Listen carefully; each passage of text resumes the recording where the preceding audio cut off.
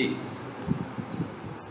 ये होस्टिंग के अकाउंट में मैं हूँ। एक तो समझते हैं कि वेबसाइट को अपलोड कैसे करते हैं और सब डोमेन्स कैसे बनाते हैं और सब डोमेन्स में हम अपना डाटा कैसे लेकर आते हैं। ठीक है, सबसे पहले तो मैंने अपना होस्टिंग अकाउंट खोला। इसका मतलब क्या हुआ कि जब आपने किसी से होस्टिंग परचेज करनी है, ठीक है, तो वो आपको दो तरह के अकाउंट्स दे सकता है। एक तो सी पैनल अकाउंट और एक पूरा होस्टिंग अकाउंट। अब आपने देख लिया ना, होस्टिंग अकाउंट ज़्यादा बेस्ट है सी पैनल से, क्योंकि मैं यहाँ से सी पैनल में जाऊँगा। सी पैनल जो है वो होस्टिंग का हिस्सा है।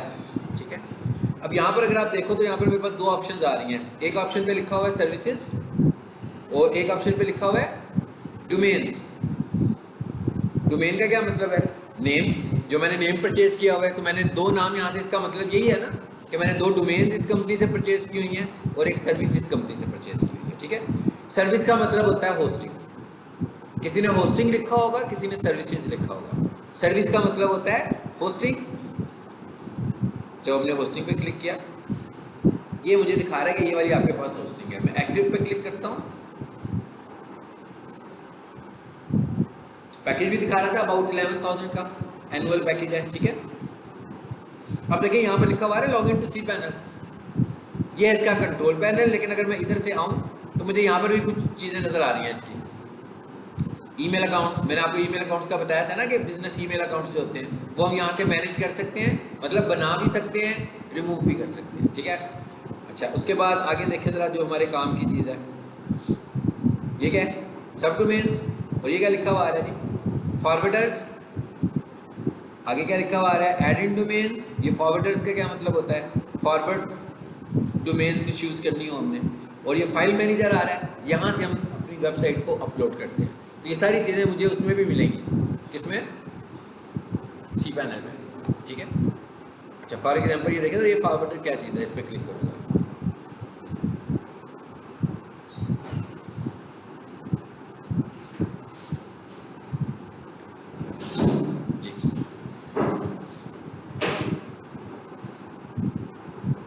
ईमेल फॉरवर्डर्स आ रहे हैं।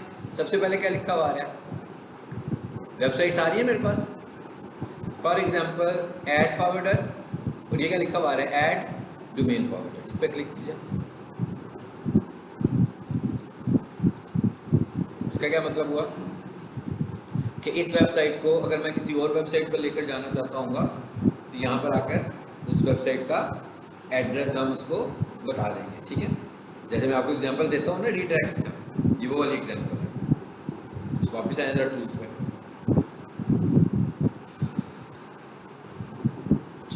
और आते जाएँ यहाँ पर डोमेन के नाम से कोई चीज़ आएगी तो रुक जाएंगे। ये क्या लिखा है? रीडायरेक्ट्स। इस पर क्लिक करें, आ गया। देखें, ये प्रीवियस क्लास में पढ़े थे ना हमने, एक 301 होता है, एक 302 होता है। तो अगर आपने 301 लगाना होगा तो यहाँ से लगाओगे और 302 लगाना होगा तो यहाँ से। जैसे मैं किसी वेबसाइट को 301 लगाना चाहता हूँ, मैं इस पर आया, कहता है किसको लगाना है आपने? मैं कहता हूँ भाई इसको लगाना है। फॉर एग्जाम्पल दे रहा हूँ मैं सिर्फ आपको एक, जैसे ये है। मैंने आपको क्या कहा था कि परमानेंट हम कब लगाते हैं? जब हम अपनी डोमेन चेंज करते हैं, नंबर 1। नंबर 2, परमानेंट हम कब लगाते हैं? जब हम HTTP से HTTPS पर शिफ्ट हो रहे होते हैं। ठीक है, तो वो मुझे कहने लगा हुआ है कि हाँ भाई आपने इसको कहाँ पर लेकर जाना है? तो मैं कहता हूँ भाई मैं इसको लेकर जाऊँगा फॉर एग्जाम्पल HTTPS : क्या नाम था इसका? सोफ़ा। अब आपको समझ में आ रहा होगा ये क्या चीज़ है? Sofa cleaning services dot eye hospital. हमें पता लग रहा है ना कि नॉन HTTP है अगर, ठीक है, तो हम इसको किस पे लेकर आ रहे हैं? HTTPS पे लेकर आ रहे हैं। और इसको मैं यहाँ से ऐड कर दूंगा। और ये क्या लिखा हुआ आ रहा है? रीडायरेक्ट विद और विदाउट www। इसका क्या मतलब है कि बंदा कोई www के साथ लिखे तो भी रीडायरेक्ट कर दो, अगर कोई www के बगैर लिखे तो भी रीडायरेक्ट कर दो। तो हमें सेकंड वाली ऑप्शन को चूज करना चाहिए। इवन वाइल्ड कार्ड रीडायरेक्ट भी करते हैं कि कोई बंदा सोफा क्लीनिंग सर्विसेज ही लिखे, यानी कि तो भी उसको कर जाए। इसे बोलते हैं वाइल्ड कार्ड के थ्रू, पूरा नाम नहीं लिख रहा हुआ। ठीक है, इसे भी हम ऑन करेंगे, ऐड करेंगे तो ये रीडायरेक्ट लग जाएगा। सो ये था ये रीडायरेक्ट लगाने का तरीका। ये भी पता लग गया आपको कि रीडायरेक्ट कैसे लगाते हैं। ठीक है, इसे मैं अप्लाई करूँगा तो ये अप्लाई हो जाएगा। ठीक है, मैंने अप्लाई नहीं करना, इसलिए मैं वापस चले टूल्स पे। ये तो होगी रीडायरेक्ट की बात। अब हम ये कह रहे हैं इसमें सब डोमेन कैसे बनाते हैं, हम बार बार सब डोमेन की बात कर रहे थे ना, तो अब हम ये देखते हैं कि इसमें सब डोमेन बनती कैसे है। लेकिन सर ये राइट साइड पर देखो क्या कह रहा है, स्टैट्स दे रहा है, क्या कह रहा है, कहता है आपके पास 5 सब डोमेन्स की ऑप्शन है। तो आपने कितनी बनाई है अभी, 3 बनाई है। इसका मतलब है मैं एक सब डोमेन अगर प्रैक्टिस के लिए बनाना चाहूँ तो बना सकता हूँ। ओके, सो मैं इधर 3 पे आ गया हूँ वापस, और सब डोमेन बनाने के लिए कहाँ जाएंगे, दोबारा डोमेन्स पे, इस पर क्लिक करें, आगे। अब हम बनाने जा रहे हैं सब डोमेन्स। हाँ, अब मैंने पहले ये चेक किया कि मैं जो सी पैनल यूज़ कर रहा था क्या उसमें ऑप्शन है, तो उसने कहा ना मेरे पास अभी 2 की फैसिलिटी अभी और है। कहता है टोटल आप 5 सब डोमेन्स बना सकते हो इस पैकेज में, 3 बना चुके हैं, 2 आपके पास अभी और हैं। तो मैं कहता हूँ क्रिएट। अब इसकी प्रैक्टिस नहीं आप घर जाके कर सकते, इसकी प्रैक्टिस जब भी करनी होगी मेरी वीडियो को खोल के देखना आपने बस, क्योंकि इसके लिए आपके पास होस्टिंग होगी तो ही कर पाओगे ना, होस्टिंग के बगैर तो नहीं कर सकते आप। अब देखिए ये खुद ही बता रहा है कि सब डोमेन कैसे बनानी है। स्क्रीन पर देखें, आपको पता लग रहा है कि बता रहा है कि नहीं बता रहा। मेरे कहने का क्या मतलब है पता है, ये बता रहा है जी, पता लग रहा है बता रहा है कि नहीं बता रहा। क्या लिखा हुआ आ रहा है, my.example.com आ रहा है ना। सब डोमेन ऐसी बनती है ना कि पहले उसका नाम आता है फिर मेन डोमेन का नाम आता है। तो कहता है भाई जिस नाम की सब डोमेन बनाना चाह रहे हो उसका नाम लिखो, डॉट के साथ उसका नाम लिखो और आगे से मेन डोमेन का नाम लिख देना, ठीक है। जैसे मैं ये कहता हूँ, मैं कहता हूँ एक सब डोमेन बनाओ अली के नाम से, Ali dot Ishaq I hospital, बन गई सब डोमेन, ठीक है। अब मैंने डॉट लगा लिया ना,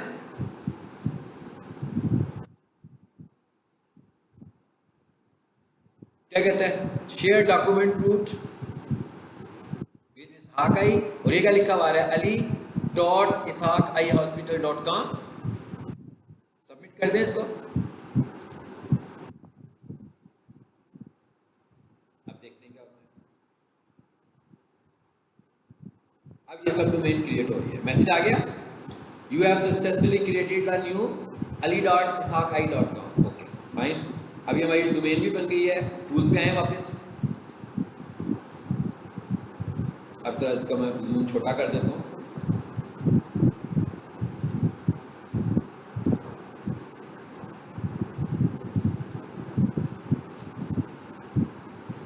ये आ गया फाइल मैनेजर। अब यहाँ से फाइल मैनेजर में चले जाते हैं। अब आपको अंदाज़ा हो गया कि फाइल मैनेजर में क्या चीज़ आती है। फाइल मैनेजर में हमारा सारा फाइल का सेटअप है, यानी मैंने जितनी भी डोमेन्स का डाटा यहाँ पर अपलोड किया हुआ है ना, जो आप वेबसाइट बनाती है और फिर अपलोड हो जाती है, वो यहाँ पर हुई है। तो यहाँ में आया और लिखा हुआ है अली डॉट इसहाक, यही बनाई है ना अभी हमने। चलो इसके अंदर कुछ भी नहीं है अभी, ठीक है। यहाँ आकर लिखें ज़रा, अली डॉट इसहाक आई,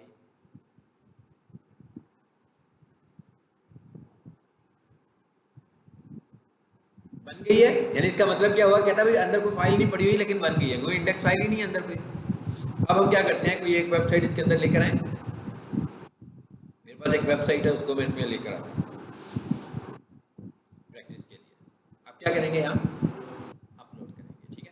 अब ये जो एप्लीकेशन हम यूज़ कर रहे हैं ना इस वक्त, ये होस्टिंग का एप्लीकेशन यूज़ कर रहे हैं। मतलब ये कोई मेरे लैपटॉप पे इंस्टॉल हुआ कोई प्रोग्राम नहीं है, बल्कि मैं होस्टिंग के अंदर हूँ और उसका एप्लीकेशन हम यूज़ कर रहे हैं। अब वो कहता है अपलोड करें, कहता है फाइल सेलेक्ट कर लो। जब भी आपने यहाँ पर डाटा लेकर आना होगा तो आपने क्या करना है, अपनी वेबसाइट को जिप कर लेना, कंप्रेस करके। जैसे मैंने आपको वेबसाइट भेजी थी तो जिप करके भेजी थी ना, तो यहाँ पर आपको फाइल वेबसाइट को लेकर आना है जिप करके। जैसे मैं कहता हूँ भाई मेरे पास यहाँ पर जिप पड़ी हो गई है, मैंने इसको चूज़ किया, ये देखने मैंने जिप करके रखी हुई है। असल में वेबसाइट ये है जो ऊपर नज़र आ रही है आपको, लेकिन मैंने क्या किया, उसको जिप करके एक ही बना लिया और यहाँ आकर मैं इसको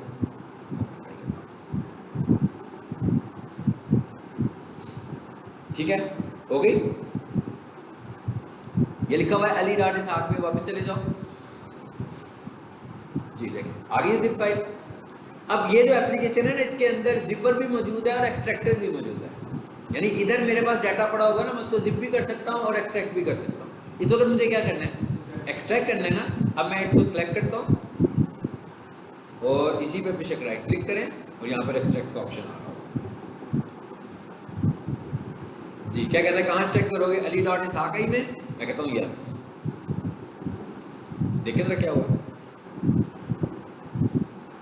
आ गई। अब जरा इसको चला कर देखिए क्या कहता है भैया, आ गई वेबसाइट यहाँ। अब ये लाइव हो चुकी है, देखें। कल तक हम जब काम कर रहे थे तो हम फाइल पे काम कर रहे थे ना, अब ये वही वाली फाइल है जो मैं यहाँ ले आया। अब मैं क्या करूँगा,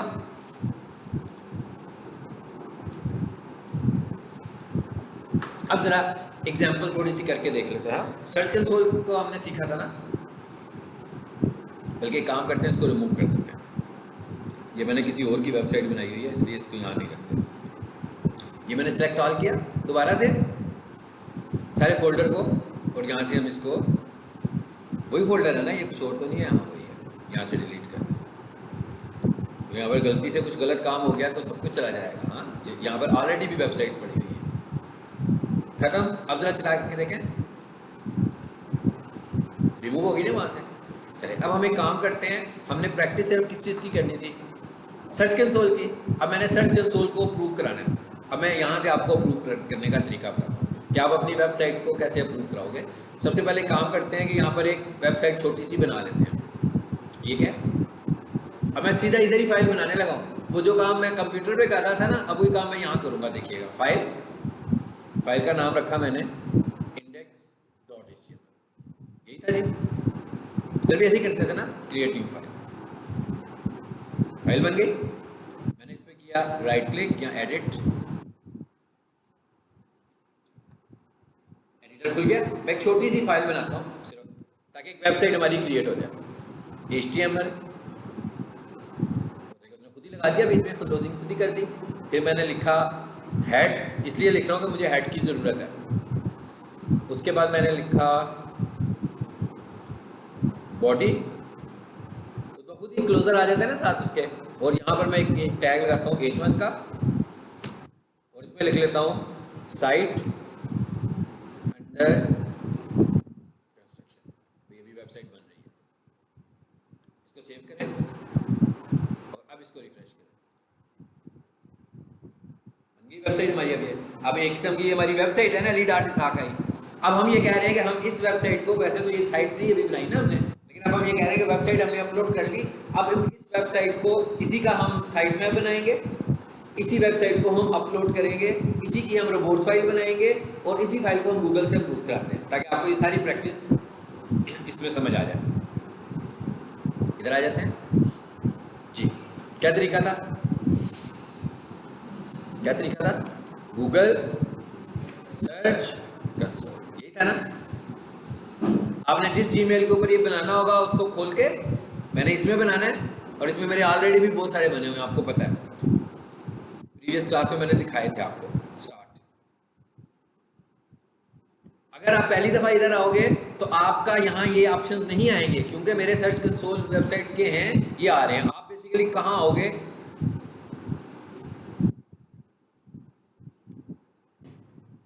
जी देखिए जरा हम कहाँ आएंगे। शो नहीं हो रहा, थोड़ा सा इसे छोटा करें।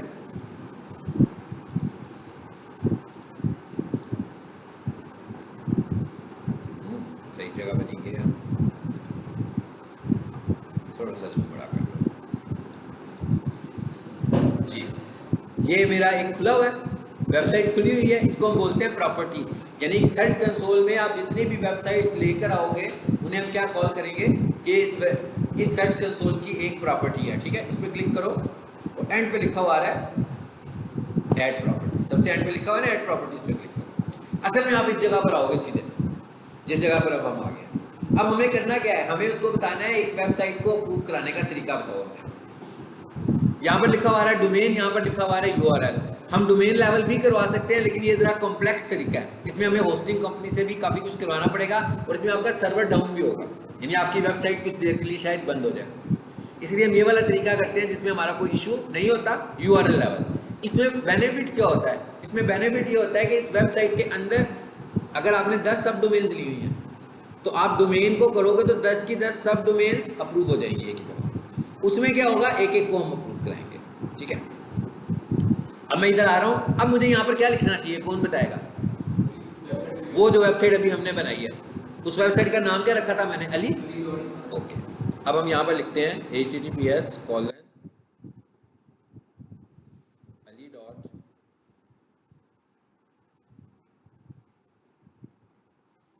अब एक किस्म की वो वेबसाइट है क्योंकि उसकी एक इंडेक्स फाइल भी है। कंटिन्यू, ये कंटिन्यू किया आप लोगों ने, उसके बाद उसने आ गया ऑनरशिप के ऊपर। वही दो मेथड्स, फाइल वाला मेथड करते हैं हम, हाँ। दूसरा तो बहुत सिंपल है ना, कोड कॉपी करूंगा, इंडेक्स की फाइल है ना वहां पर, वहीं पर पेस्ट कर दूंगा। तो अभी हम फिलहाल पहले डाउनलोड वाला मेथड करते हैं। ये फाइल है, इस पर क्लिक करें, क्या हुआ, डाउनलोड हो गई। अच्छा, दूसरा मेथड कौन सा था वो भी समझ लेते हैं। HTML टैग आ गया कोड। दूसरा मेथड क्या था, इसे कॉपी करो, ये भी कॉपी हो गया। अच्छा, इस मेथड के लिए मुझे करना क्या था बेसिकली, इस मेथड के लिए तो बहुत ही आसान था काम, है ना। क्या करूं, यहाँ पर पेस्ट कर, तो अप्रूव हो जाएगी वेबसाइट। सेव करें, इधर आओ, ये अब देखें दोनों के वेरीफाई अलग-अलग पड़े हुए हैं। अगर आप फाइल अपलोड करोगे तो जहां से अपलोड कर रहे हो वहां से वेरीफाई करोगे, अगर आप कोड लगा रहे हो तो जहां से कोड लगा रहे हो वहां से वेरीफाई करोगे, ठीक है। तो अब मैंने कोड लगाया था ना, तो कोड वाला वेरीफाई कौन सा है, ये क्लिक करो, देखते हैं क्या होता है। क्या हुआ, हो गई वेरीफाई। चलें दूसरे मेथड से भी करके देखते हैं, मैं क्या दूसरे मेथड से भी करके देखते हैं। अब इधर आए जरा, वो जो दूसरा मेथड था उसने वेरीफाई कर दिया, वो आगे कैसे जाएगा बेचारा। एक काम करें,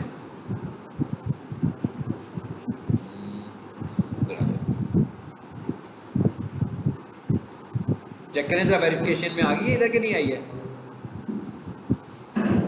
क्या नाम था वेबसाइट का, वेरीफाइड में देखो ना, ये क्या आ रही है, ये ना लीड आर्टिस्ट का ही है। अब जरा पहले ये समझ लेते हैं कि निकालनी कैसे है। अभी तक देखो ये किस में आ रही है, वेरीफाइड में आ रही है, नीचे नॉन वेरीफाइड आ रहे हैं, हाँ। अब मैं इसको रिमूव करने लगा हूं इधर से, तो मैं इसी को खोल लेता हूँ ताकि मैं दूसरे तरीके से भी आपको वेरीफाई का प्रोसीजर बताऊँ। सेटिंग्स किधर है जिसकी, ये सेटिंग्स में गए, सबसे एंड पर देखो क्या लिखा हुआ है, रिमूव प्रॉपर्टी। इसका क्या मतलब है कि भाई इसको आपने गूगल सर्च कंसोल पे अप्रूव कराया हुआ है, अब आप इसको रिमूव कर दो यहाँ से।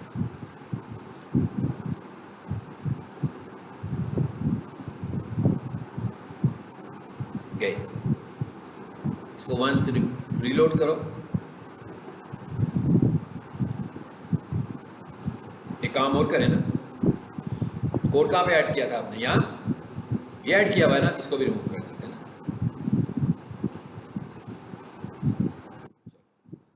आगे बिल्कुल क्लीन माहौल में आगे। वेबसाइट अभी भी है हमारी, हमने वेबसाइट को कुछ नहीं किया, वेबसाइट स्टिल एग्जिस्ट, मैंने सिर्फ उसका अप्रूवल रिमूव किया। अब हम दोबारा से इसको अप्रूव कराते हैं।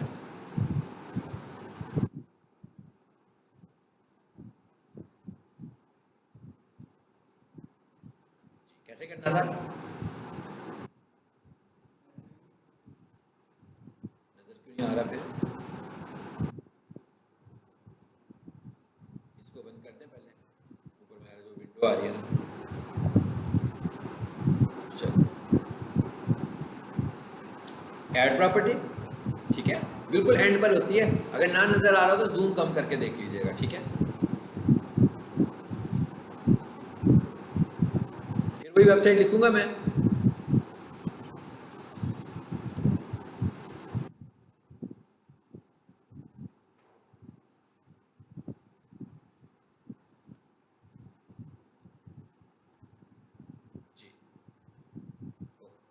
फिर उसने वेरीफाई कर दिया, ठीक है।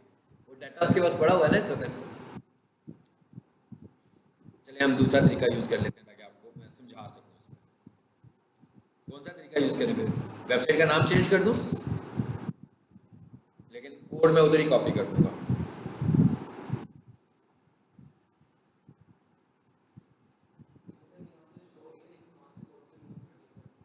फिर इसको रिफ्रेश करेंगे ना, लॉग ऑफ करके लॉगिन करेंगे, फिर हो जाएगा। ठीक है, क्योंकि गूगल के पास तो कोड चला गया ना एक दफ़ा, उससे टाइम लगेगा ना। अब मैंने क्या कर दिया, नया नाम लिख दिया।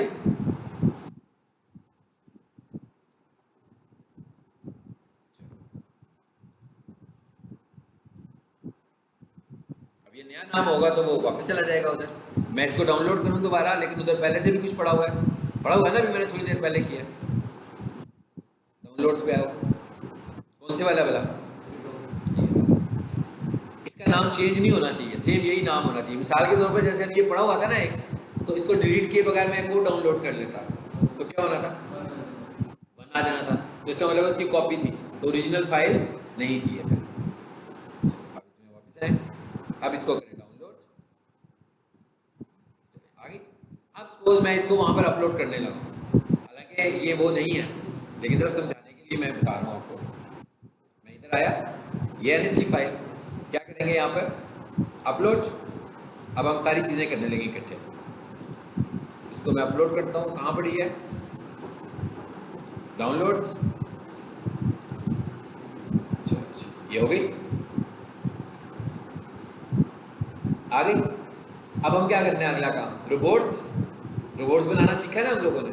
फॉर एग्जांपल हम सपोज करते हैं जी हमारे पास रोबोट्स बनी हुई है, तो मैं उसको भी अपलोड करता हूँ। सिलेक्ट फाइल, यहाँ पर सोफ़ा कारपेट वॉशिंग की रोबोट फाइल होगी ना, वही मैं आपको समझाने के लिए सिर्फ। इस पर आओ, यहाँ लिखा होगा सोफ़ा वॉशिंग,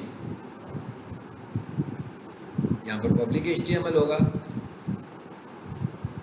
है रोबोट फाइल इसकी कि नहीं है, नहीं है, ओके। आ जाइए फिर वापस किसी और वेबसाइट की देख लेते हैं। हमने कोई बनाई थी रोबोट फाइल, है ना, कहाँ रखी थी भला, ये बढ़िया डॉक्यूमेंट्स में रखी। लो जी, इसको भी हमने अपलोड कर दिया। इसी तरह हम लोगों ने साइट में भी बनाया था, तो फिर भी मैंने सेलेक्ट किया, ये साइट में भी सपोज इसी का।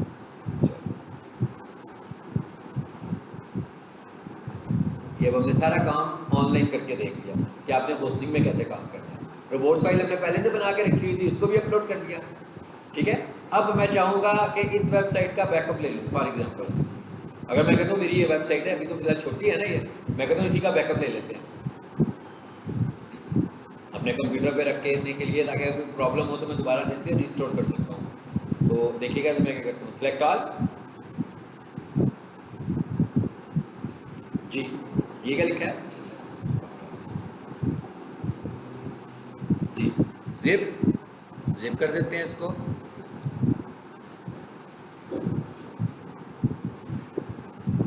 बन गई। अब ये आपकी वेबसाइट का बैकअप है बेसिकली। अब मैं क्या करूँगा, इसको बेशक इसका नाम चेंज कर लूँ यहाँ से, अगर मुझे लग रहा है कि कंफ्यूज कर रहा है मुझे, किसी एक फाइल को रिप्रेजेंट कर रहा है ना, वो उस वक्त जो कुछ सिलेक्ट हुआ था ना, जो पहली फाइल उसे पिक की, उसी के नाम से उसने इसको रख दिया। तो मैं इसका नाम चेंज करने से कोई प्रॉब्लम नहीं है। मैं इसका नाम चेंज करने जा रहा हूँ जी। फॉर एग्जांपल ये मेरी वेबसाइट का नाम था Ali123 ना, तो मैंने इसका नाम ही रख दिया Ali123, बैकअप का नाम। इसको रीनेम किया और इसको डबल क्लिक करके डाउनलोड। चलो बैकअप मेरे पास सेव हो गया। अब मेरी वेबसाइट को कुछ होगा तो मैं दोबारा से इस वेबसाइट को अपलोड कर सकता हूँ। चलिए यूँ करते हैं इसको। अब हम क्या करते हैं, सारे को रिमूव कर देते हैं, सिलेक्ट डिलीट। देखिए यही वेबसाइट सारी चली गई ना आपकी, और वेबसाइट कहाँ है इसकी देखिए जरा। तो खैर वेबसाइट वाला तो मामला ही नहीं है ना, वो मैंने रिमूव कर दिया। अब क्या करेंगे हम इसको अपलोड और सिलेक्ट फाइल, डाउनलोड में पड़ी है जी, ये इसको अपलोड करें, ओपन करें, क्या हुआ, आ गई वेबसाइट वापस। अब जाकर चेक करें जरा वहाँ पर कैसे पड़ी हुई है ये। अब क्या करें इसको, अब इसको एक्सट्रैक्ट कर देंगे। चलो, अगर आपको लग रहा हो कि अभी तो ये खैर छोटी सी फाइल है ना, जब आपकी एक बड़ी वेबसाइट होगी तो ये जिप फाइल भी तो स्पेस ले रही होगी बाद में, क्योंकि आपके पास कंप्यूटर में तो पड़ी हुई है। बेशक आप इसको जीमेल पे भी रख लें, यहाँ से आप इसको डिलीट कर दो, चलो आपकी वेबसाइट फिर रिस्टोर होगी। सो ये हमने आज सारा कुछ कर लिया जो ऑनलाइन करने वाला काम था, और आपको मैंने सब डोमेन बनानी भी सिखा दी। हाँ, ये सब डोमेन आप कैसे बनाते हो, अब सब डोमेन को ख़त्म करना भी देख लेते हैं। इसी सब डोमेन को हम रिमूव करना चाह रहे हैं, रिमूव कैसे करेंगे देखें जरा। इधर से आ जाते हैं इस पे, रीलोड,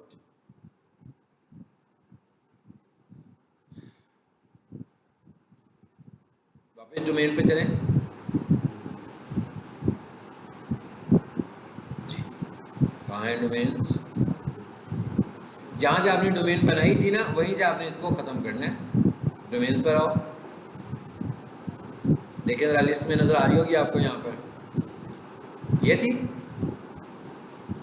ali.ishaq हॉस्पिटल, इसके मैनेज पर जाओ, देखिए ये क्या लिखा हुआ आ रहा है, रिमूव डोमेन।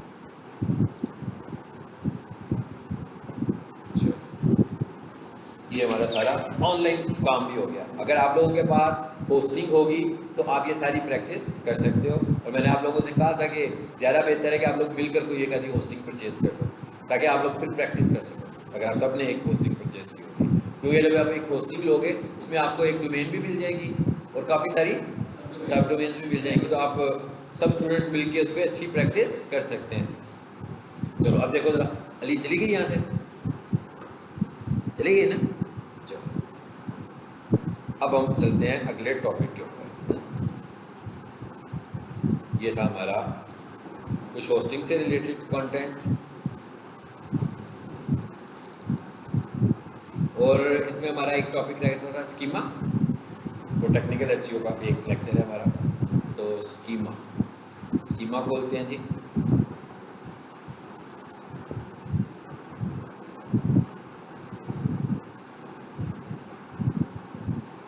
सॉफ्टवेयर यहाँ पर पड़ा होगा all PDF, what is schema,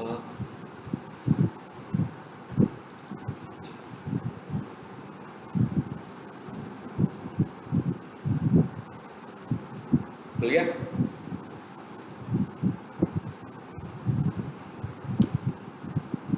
अब जब समझ लेते हैं पहले कॉन्सेप्ट कि स्कीमा का कॉन्सेप्ट है क्या, ठीक है, स्कीमा क्या चीज़ है। अगर मैं ये कहूँ कि जब दो चीज़ें हमने पढ़ी थी उन्हें हमने मिक्स नहीं करना, इसलिए हम इस कॉन्सेप्ट को दोबारा समझते हैं। एक चीज़ हमने पढ़ा था साइट मैप। साइट मैप क्या था, आपकी पूरी वेबसाइट का स्ट्रक्चर, आपकी पूरी वेबसाइट का स्ट्रक्चर जो था हम सबमिट कर देते थे क्रॉलर को, कि ताकि जब क्रॉलर हमारी वेबसाइट पर आए तो उसे प्रॉब्लम ना हो, ये समझने में, अंडरस्टैंड करने में टाइम ना लगे कि हमारी वेबसाइट का स्ट्रक्चर क्या है। अब फिर हम एक और चीज़ वेबसाइट को सबमिट कर रहे हैं, क्रॉलर को सबमिट कर रहे हैं, थोड़ी सी उससे मिलती जुलती है। इस दफ़ा मैं क्या कह रहा हूँ, मैं कह रहा हूँ मेरी वेबसाइट का कंटेंट क्या है, अब मैं ये उसको सबमिट करना चाह रहा हूँ।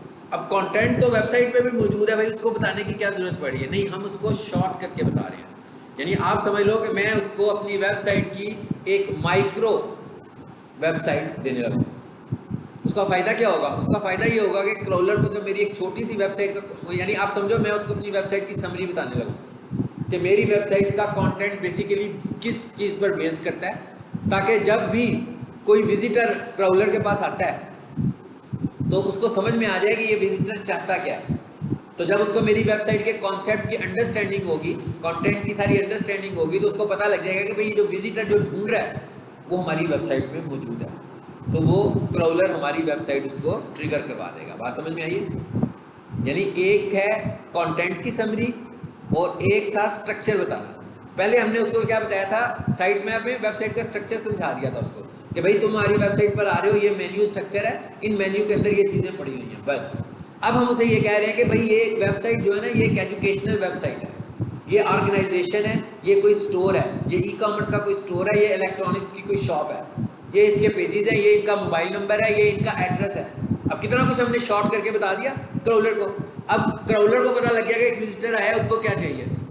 जब क्रॉलर के पास रिक्वेस्ट आई विजिटर की, तो उसने कहा भाई ये वाली जो वेबसाइट है इसने मुझे समरी दी हुई है, सबने नहीं दी हुई समरी। और एक और चीज़ याद रखें, सब लोग इस फैक्टर पे काम नहीं करते, ठीक है, थोड़ा सा एडवांस फैक्टर है। सब लोग अपनी वेबसाइट का स्कीमा नहीं बनाते हैं, ठीक है। कई लोगों को पता भी नहीं है व्हाट इज स्कीमा होता क्या है। तो इसका मतलब है, और गूगल हमें ये कहता है कि भाई पहले 3 नंबर पर जो वेबसाइट्स रैंक होती हैं, यानी किसी भी कीवर्ड के अगेंस्ट जो टॉप 3 वेबसाइट्स होती हैं, एनालिसिस शो करते हैं ये उन 3 नंबर पर आने वाली वेबसाइट में स्कीमा होता है। यानी इसका मतलब क्या हुआ कि पहली पोजीशंस पर वेबसाइट को रैंक करवाने के लिए स्कीमा लाजमी है, ज़रूरी है। ठीक है, अब स्कीमा है क्या, ये तो आपको समझ में आ गया ना कि समराइज है डेटा। अब आप ये देखें कि ये वो स्क्रीनशॉट्स हैं जिन वेबसाइट पे स्कीमा लगा हुआ है। तो इसका आपको फ़ायदा भी पता लग रहा है कि जब वेबसाइट के रिजल्ट्स आ रहे हैं तो कुछ और भी रिलेटेड रिजल्ट साथ शो होने लगे हुए हैं, एक्स्ट्रा रिजल्ट भी शो हो रहे हैं वेबसाइट के यूआरएल के अलावा। वैसे क्या होता है, टाइटल होता है, यूआरएल होता है और डिस्क्रिप्शन होती है, लेकिन इन केसेस में देखें काफ़ी कुछ और भी चीज़ें हमें नज़र आने लगा हुआ है एक्स्ट्रा। ये क्यों आ रहा है, क्योंकि इनका स्कीमा बना हुआ था, तो क्राउलर को उसके मुतालिक ज़्यादा इंफॉर्मेशन हो गई है। और ये जो एक्स्ट्रा इंफॉर्मेशन होती है इसको हम बोलते हैं रिच स्निपेट। जो एक्स्ट्रा इंफॉर्मेशन साथ हम दे रहे होते हैं इसे हम बोलते हैं रिच स्निपेट बोलते हैं। ठीक है, ये पर्पस समझ में आ गया कि इसे क्यों जरूरी है, why schema important in SEO. मैंने बता दिया ना कि स्कीमा क्या है, बेसिकली समरी है आपकी वेबसाइट की। असल में हम स्कीमा को बोलते हैं माइक्रो डाटा। आपकी पूरी वेबसाइट जो है ना मैक्रो डाटा है, बहुत ज़्यादा डाटा है उसके अंदर। बड़ी इंफॉर्मेशन वेबसाइट की सूरत में है, छोटी इंफॉर्मेशन स्कीमा की शक्ल में है आपके पास। ठीक है, डज स्कीमा हेल्प एसईओ? मैंने बताया ना कि स्कीमा एसईओ को रैंक करवाने के लिए ज़रूरी होता है। अब अगला मसला क्या है हमारा, अब इसका मतलब क्या हुआ कि अगर मैं एसईओ करता हूँ तो मैं जब भी मेरे पास कोई वेबसाइट आएगी एसईओ के लिए तो मैं सबसे पहले तो यही देखूंगा कि क्या इसमें स्कीमा लगा हुआ है कि नहीं लगा हुआ। तो पहला टॉपिक क्या है हमारा, स्कीमा को वैलिडेट करना कि क्या इसमें स्कीमा है कि नहीं है। ये यूआरएल है, अगर आपके ग्रुप में ये फाइल होगी, नहीं होगी तो मुझे बताना है। ठीक है, इसकी वेबसाइट का नाम क्या है, validator.schema.org। हाँ जी, स्कीमा को एक्सप्लेन कर सकते हैं ना, क्या है स्कीमा? स्कीमा है क्या चीज़? माइक्रो डाटा आपकी वेबसाइट का। ठीक है जी, आगे क्या कहता है, कहते हैं यहाँ पर आकर अपनी वेबसाइट का नाम लिखें। जैसे मैंने एक वेबसाइट पकड़ी है जी, आ रही है यहाँ पर मुगल इलेक्ट्रिक, जरा चेक करते हैं इसका स्कीमा है।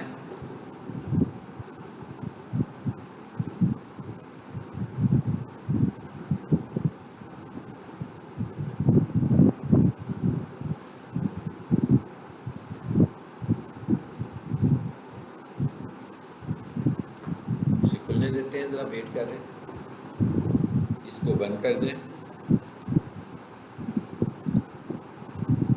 जी। डिटेक्टेड इसका मतलब है राइट साइड पे लिखा हुआ है ना डिटेक्टेड।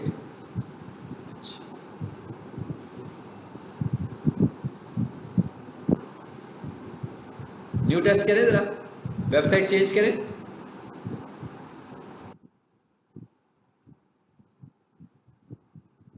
यहाँ पर एक वेबसाइट होगी,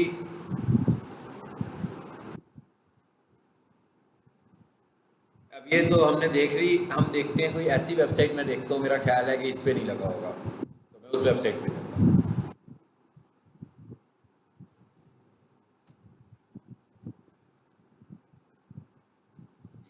अब देखिएगा जरा, पता कैसे लगेगा कि इसका स्कीमा है कि इसका स्कीमा नहीं है?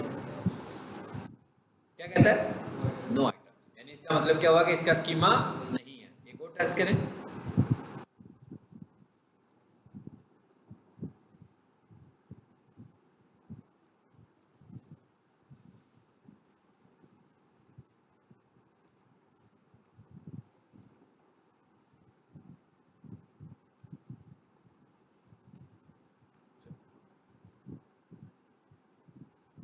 स्कीमा चेक करो है, यानी इसका मतलब क्या हुआ कि आपने जब चेक करना होगा कि इसमें स्कीमा लगा हुआ है, यानी एसईओ ऑडिट का एक हिस्सा ये वाला भी है कि क्या उसने स्कीमा लगाया हुआ है कि नहीं लगाया हुआ। तो अगर आप किसी की एसईओ ऑडिट करके दोगे तो आपने देखा ये काम मैं एसईओ ऑडिट के टूल से नहीं देखा, इसको मैंने अलग से टूल से देखा। लेकिन जब मैं एसईओ ऑडिट करूंगा तो उसमें इसको भी शामिल करूंगा कि स्कीमा है कि नहीं है। लाजमी बात है कि अगर किसी ने एसईओ नहीं करवाई होगी तो उसका स्कीमा हो ही नहीं सकता।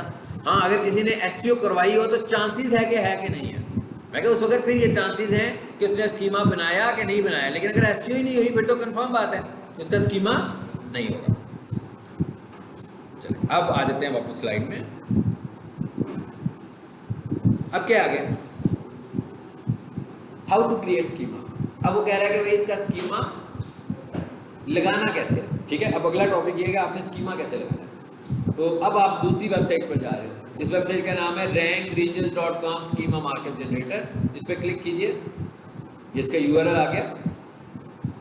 यहाँ आकर अब हम स्कीमा बनाने जा रहे हैं, यानी इसका मतलब क्या होगा कि लोगों की मुख्तलिफ वेबसाइट्स होंगी जो अपना अपना वेबसाइट के हिसाब से यहाँ स्कीमा बनाएंगे कंटेंट के हिसाब से। सबसे पहले क्या कहता है, सबसे पहले कह रहा है which schema would you like to create. कहता है भाई मुझे बताएं आपकी वेबसाइट किस तरह की है। जैसे ये लिखा हुआ है आर्टिकल्स, जो देखें कितनी सारी टाइप्स आ गई हैं वेबसाइट की। कहता है भाई आप मुझे बताओ कि आपकी वेबसाइट की टाइप क्या है। जैसे मैं कहूँ भाई स्टार्स अकेडमी है, तो स्टार्स अकेडमी एक एजुकेशनल इंस्टीट्यूट भी है। अगर यहाँ पर एजुकेशन नहीं आ रहा तो स्टार्स अकेडमी लोकल बिजनेस तो है, ऑर्गेनाइजेशन भी है, ठीक है ना। अब आपको समझ आ रही है ना। इसी तरह नीचे आकर देखो तो पर्सनल ब्लॉग है आपका, और यहाँ पर FAQ पेज है, हाउ टू पेज है, प्रोडक्ट, ये ई कॉमर्स है। अगर आपकी वेबसाइट ई कॉमर्स टाइप की है तो वो ये वाली है, ठीक है। चलो अब हम ये कह देते हैं भाई लोकल बिजनेस।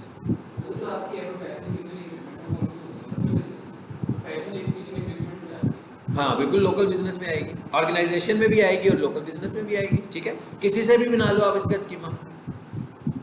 अच्छा अब इधर आया, अब सबसे पहले वो पूछने लगा हुआ है कि भाई आपके बिजनेस का नाम क्या है, ठीक है। अब ये हम कोई ऐसी अंदाजे से कोई चीज़ बना देते हैं किसी के लिए भी, स्टार्स अकेडमी लाहौर। अब मैं यहाँ पर लिखता जा रहा हूँ, इसका भी कोड जनरेट हो रहा है, ठीक है। लेकिन ये वाला कोड हमें बनाने की जरूरत नहीं है, मतलब इसका जो कोड जनरेट होने लगा हुआ है ऑटोमेटिक जनरेट हो रहा है। जैसे ही मेरा स्कीमा कंप्लीट होगा ये कोड भी कंप्लीट हो जाएगा। मैं कोड को कॉपी करूंगा और हेड में पेस्ट कर दूंगा, तो स्कीमा अप्लाई हो गया। समझ में आई कैसे स्कीमा अप्लाई होना है। यानी वो आप देखें राइट साइड पे कोड आ रहा है ना, खुद ब खुद बनता जा रहा है मेरे लिखने से। आगे क्या लिखा हुआ आ रहा है जी, इमेज यूआरएल क्या है आपका। भाई मैं कह देता हूँ मेरा इमेज यूआरएल है,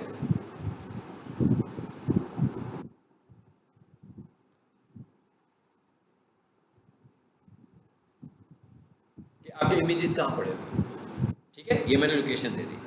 आईडी यूआरएल छोड़ दें, यूआरएल आपकी वेबसाइट का यूआरएल वही वाला है।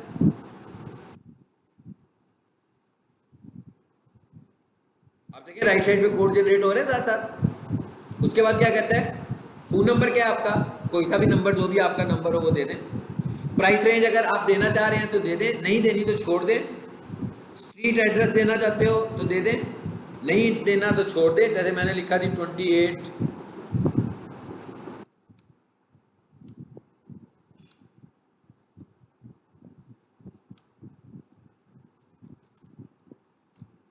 और नीचे लिख दिया लाहौर। अगर आपको कोड का पता है तो वो भी लिख दे, नहीं तो लाहौर का स्टैंडर्ड तो है ही है ना हमारे पास। काफी सारा स्कीमा बन गया, अभी बात खत्म नहीं हुई है। ये क्या लिखा है, और आपने जो मुख्तलिफ कैटेगरीज हैं, जब मैं मुख्तलिफ कैटेगरीज को चूज करूंगा, आपने प्रैक्टिस जब करनी है घर में जाके, तो मुख्तलिफ कैटेगरीज के स्कीमा बनाकर देखिएगा, ताकि आपको पता लगे कि वो जो ई कॉमर्स वाली साइट है उसका स्कीमा कैसे बनाता है, ऑर्गेनाइजेशन का कैसे बनाता है, हाउ टू का कैसे बनाता है, FAQ का, क्योंकि इन्फॉर्मेशन चेंज होती जाएगी। वो वेबसाइट के हिसाब से आपसे सारा डाटा कलेक्ट करेगा, ठीक है। ये तो अभी हमने एक चीज ली है ना। सो मैंने क्या कहा इसको, ऐड प्रोफाइल्स। ऐड प्रोफाइल्स का क्या मतलब है कि आपकी सोशल प्रोफाइल्स। सोशल प्रोफाइल्स का मतलब फेसबुक, ट्विटर, लिंक्डइन, यूट्यूब, जितने भी आपके प्लेटफॉर्म्स हैं ना, आपने अगर उसको सारे देने हैं। जैसे मैंने ये पकड़ा एक प्लेटफॉर्म और यहाँ पे मैं आया और मैंने कहा भाई ये एक शायद कोई एक वेबसाइट है, पेज का नाम है, जस्ट सपोज करके मैं यहाँ पर पेस्ट कर देता हूँ। इस तरह मैं ऐड करता जाऊँगा और यहाँ पर राइट पे आकर देखो फेसबुक ऐड हुआ कि नहीं हुआ, हो गया। फेसबुक पेज भी ऐड हो गया। इसका क्या फ़ायदा होगा, इसका ये फ़ायदा होगा कि जब भी कोई बंदा कीवर्ड सर्च करेगा तो अब आपने एक किस्म का अपने पेजेस को भी ऑप्टिमाइज करवा लिया। यानी सर्चिंग जब हुआ करेगी तो वेबसाइट्स तो आएंगी आएंगी, साथ में आपके सोशल मीडिया प्लेटफॉर्म्स भी नीचे रैंक होकर आएंगे, और वो अब क्राउलर खुद दिखा रहा होगा ये सारी चीज़ें, ठीक है। क्या बात है भाई, आप दोनों को प्रॉब्लम भाई, जाके हल करो, प्रॉब्लम है कोई तो जी। उसके बाद आगे क्या लिखा हुआ है, ऐड प्रोफाइल। अब बढ़ाते हैं हम यहाँ पर, मतलब जितना भी आपका सोशल मीडिया है सारा बता दो। उसके बाद क्या कहता है जी, ओपन 24, अदरवाइज यहाँ पर ओपनिंग आवर्स दे सकते हैं। अब हम सपोज कर रहे हैं हमारा स्कीमा बन गया। अब हमें क्या करना है भाई, इसको कॉपी करना है यहाँ से, select all, copy.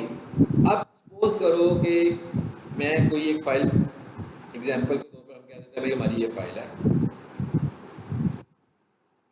For example ये हमारी फाइल है, राइट क्लिक, कोड में है।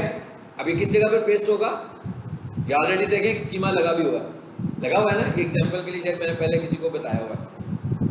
तो सपोज करते हैं जी, यहाँ आ गया, बस स्कीमा लग गया, स्कीमा इंप्लीमेंट हो गया। अगर आपके पास वर्डप्रेस की वेबसाइट है उसको भी ऐसे कर सकते हैं, कोडिंग पे जाकर मैं बताऊंगा एक लेक्चर में, लेकिन उसके अंदर अपना प्लगइन मौजूद है। जब आपने एसईओ का प्लगइन यूज किया तो उसके अंदर स्कीमा का ऑप्शन, ये जो ऑप्शन मैं यहाँ से सेट कर रहा था वो सारे ऑप्शन वहीं पर ही हैं, तो वहीं से आपने ऑप्शन चूज कर लिया और सेव कर देना, वो डायरेक्टली लगा देगा। अगर आप इस तरीके से लगाना चाहें तो वो भी लगा सकते हैं, लेकिन वो वही लगाएगा जो कोडिंग को जानता है, जैसे हम कोडिंग को जानते हैं। लेकिन जो बंदा कोडिंग को नहीं जानता होगा वो कोडिंग के थ्रू वहाँ पर स्कीमा नहीं लगा पाएगा। हम लोग जाएंगे ना तो हम उसके हेडर में जाकर, हेडर में जाएंगे तो वहाँ पर भी हमें हेड पोर्शन मिल जाएगा, तो वहाँ जाकर भी हम ये चीज़ें पेस्ट कर सकते हैं। अदरवाइज ज़्यादा आसान तरीका क्या है कि आप उसका एसईओ प्लगइन यूज़ करें, उसी के अंदर ही स्कीमा का ऑप्शन आपके पास आ जाएगा। ठीक है जी, चलो कोशिश करेंगे कि नेक्स्ट लेक्चर में पॉइंट अप करें इस टॉपिक को, ताकि हम आगे नेक्स्ट टॉपिक्स की तरफ जाएं। इसमें थोड़ा सा हम लिंक बिल्डिंग